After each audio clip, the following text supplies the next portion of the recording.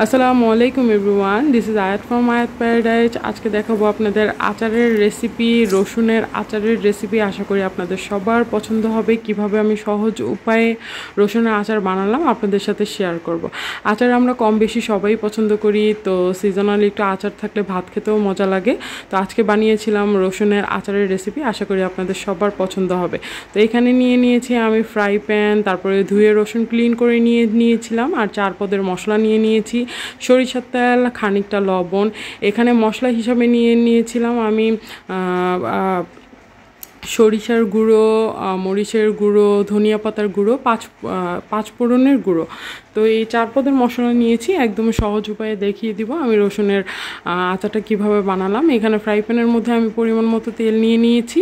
প্রথমে একটু তেলে নিয়েছি, যেহেতু সরিষার তেল দিয়ে বানাবো। সরিষার তেলে হচ্ছে গিয়ে অনেক আর কি ফেনা হয়। তো প্রথমে ফার্স্টে আপনি একটু তেল নিয়ে নেবেন। একটু তেল নিয়ে রসুনটাকে একটু লাল লাল করে ভাজা করে নেবেন। তো আমার তেলটা যখন গরম হয়ে গিয়েছে, রসুনটা একটু দিয়েছি। রসুনটাকে দিয়ে একদম নেড়েচেড়ে দিচ্ছি। দেখতেই পাচ্ছেন আপনার ফেনা হয়ে গিয়েছে। এটা খাঁটি সরিষার তেলেই এরকম ফেনা হয়। আপনারা দেখবেন দোকানের সরিষার তেলে এটা অনেকটাই কম হয়। তো এখানে 4 পদের যে মশলা নিয়েছিলাম, মশলাগুলোকে আমি আগেই গুঁড়ো করে নিয়েছি ব্লেন্ডার দিয়ে।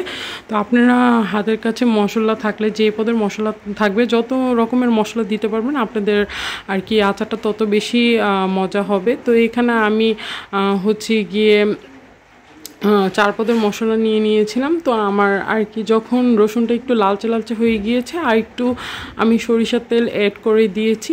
রসুনের অ্যাকচুয়ালি আচার বানানো একদমই সোজা, আর রসুনের আচারটা খেতে একদমই মজা লাগে। তো আমি প্রায় সময়ই আর কি এই আচারটা বানিয়ে রাখি। আমার ভাত খেতে অ্যাকচুয়ালি আচার হলে একটু ভাত খেতে পারি।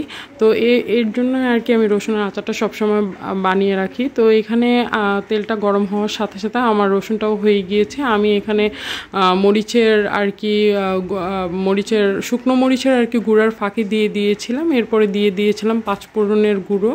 এরপরে দিয়েছি হচ্ছে গিয়ে ধনিয়া পাতার গুঁড়ো। আর এরপরে দিয়েছি সরিষার গুঁড়ো দিয়ে আমি একদমই নেড়েচেড়ে দিব। এটাকে গাঢ় হওয়ার জন্য অপেক্ষা করব। একদমই নেড়েচেড়ে দেবো। একদমই সহজ রসুনের আচার বানানো, এটাতে কোনো আর কি হ্যাসেল নাই। তো আপনারা সহজেই ঘরে বানিয়ে ফেলতে পারবেন। এটা আপনাদের জন্য অনেক সহজে হবে। আর আচারটা খেতে খুবই মজা লাগে। তো আমি একদম সবই দিয়েছি মশলা আমি যেই পরিমাণ নিয়েছিলাম। তো মশলাগুলো একটু পরিমাণ মতো দিয়ে দিবেন। এখানে আমি আর মেজারমেন্ট দেখালাম না, আপনাদের পরিমাণ মতো। এখানে আমি যেহেতু আর কি আধা কেজি থেকে কম আর কি রসুন নিয়েছিলাম, তো আর কি এখানে 250 গ্রামের মতো রসুন হবে। যাই হোক, একটু কমই নিয়েছিলাম আধা কেজি রসুনের থেকে। তো এই পরিমাণ আর কি আমি মশলা অ্যাড করে দিয়েছি। দেখেন আমার একদম আচারটা হয়েও গিয়েছে। তো এভাবে আচারটা হওয়ার জন্য অপেক্ষা করব, ভালো মতো যেন আর কি মশলাটা মিশে যায়। তো এখানে আমি হালকা একটু লবণ অ্যাড করে দিচ্ছি। এরপরে হচ্ছে গিয়ে আমার আচারটা প্রায়ই হয়ে গিয়েছে। এরপরে দিয়েছি সিরকা হচ্ছে গিয়ে দিলে আচারটা আপনি দীর্ঘস্থায়ী হবে। অবশ্যই একটু সিরকাটা ইউজ করবেন, এটাও কম পরিমাণে ইউজ করবেন, কারণ বেশি দেওয়ার একদমই পরিমাণ নাই। বেশি দিলে একদম আর কি বেশি আর কি হয়ে যেতে পারে। তো দরকার নেই, পরিমাণ মতোই দিবেন। 1 মুঠো বা 2 মুঠো এরকম দিলেই চলবে। তো এখন আমার আচারটা একদমই রেডি। আপনারা দেখতে পাচ্ছেন খুব সুন্দর করে আচারটা হয়ে গিয়েছে। আপনারা চাইলে অনেক রকমের মশলা ইউজ করতে পারেন। যেহেতু আমি 4 পদের মশলা ইউজ করেছি, মানুষও অনেক ধরনের মশলা ইউজ করে। আমার হাতের কাছে এগুলোই ছিল। তো এখন নিয়েছি ডিব্বা, আমি যেখানে সংরক্ষণ করবো। এটা একটু ঠান্ডা হওয়ার পরে দেখেন খুব কম সময়ে হয়ে গিয়েছে। তো আমি এখানে আর কি এই ডিব্বাটার মধ্যে নিয়েছিলাম সংরক্ষণের জন্য। আশা করি সবার পছন্দ হয়েছে। Thank you for watching for my video.